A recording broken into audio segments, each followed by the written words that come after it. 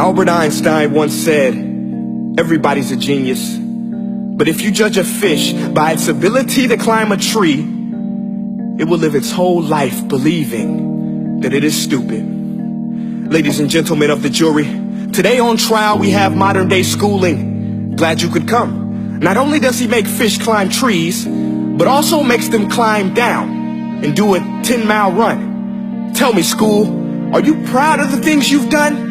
Turning millions of people into robots, do you find that fun? Do you realize how many kids relate to that fish? Swimming upstream in class, never finding their gifts, thinking they are stupid, believing they are useless? Well, the time has come, no more excuses. I call school to the stand and accuse him of killing creativity, individuality, and being intellectually abusive. He's an ancient institution that has outlived his usage. So, Your Honor, this concludes my opening statement, and if I may present the evidence of my case, I will prove it. Proceed. Exhibit A. Here's a modern-day phone. Recognize it? Here's a phone from 150 years ago. Big difference, right? Stay with me. Here's a car from today, and here's a car from 150 years ago. Big difference, right? Well, get this. Here's a classroom of today, and here's a class we used 150 years ago. Now, ain't that a shame? In literally more than a century, nothing has changed. Yet you claim to prepare students for the future? But with evidence like that, I must ask, do you prepare students for the future or the past? I did a background check on you and let the record show that you were made to train people to work in factories, which explains why you put students in straight rows, nice and neat, tell them sit still, raise your hand if you want to speak, give them a short break to eat, and for 8 hours a day tell them what to think. Oh, and make them compete to get an A letter which determines product quality, hence grade A of meat.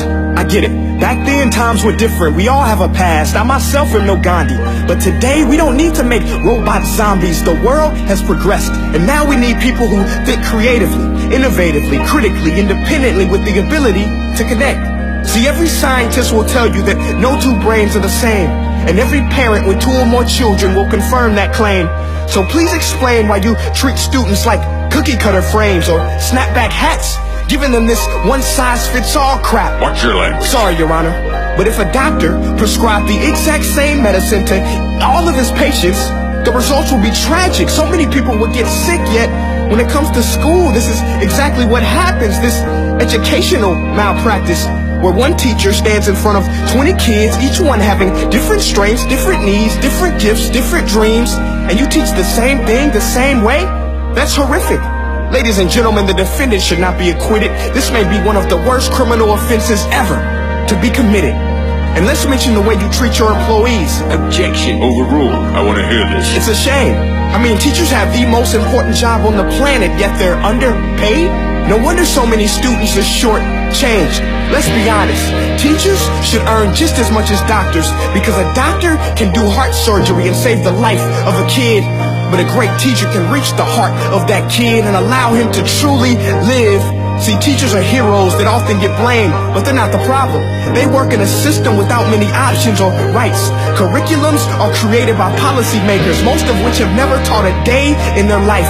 Just obsessed with standardized tests. They think bubbling in a multiple choice question will determine success. That's outlandish. In fact, these tests are too cruel to be used and should be abandoned, but don't take my word for it. Take Frederick J. Kelly, the man who invented standardized testing, who said, and I quote, "These tests are too cruel to be used and should be abandoned." Ladies and gentlemen of the jury, if we continue down this road, the results will be lethal. I don't have much faith in school, but I do have faith in people. And if we can customize healthcare, cars, and Facebook pages, then it is our duty to do the same for education, to upgrade and change and do away with school spirit, because that's useless. Unless we're working to bring the spirit out of each and every student, that should be our task. No more Common Core. Instead, let's reach the core of every heart in every class. Sure, math is important, but no more than art or dance. Let's give every gift an equal chance. I know this sounds like a dream, but countries like Finland are doing impressive things. They have shorter school days. Teachers make a decent wage. Homework is non-existent, and they focus on collaboration instead of competition. But here's the kicker, boys and girls. Their educational system outperforms every other country in the world. Other places like Singapore are succeeding rapidly. Schools like Montessori, programs like Khan Academy, there is no single solution. But let's get moving, because while students may be 20% of our population, they are 100% of our future. So let's attend to their dreams, and there's no telling what we can achieve. This is a world in which I believe, a world where fish are no longer forced to climb trees. I'll rest my case.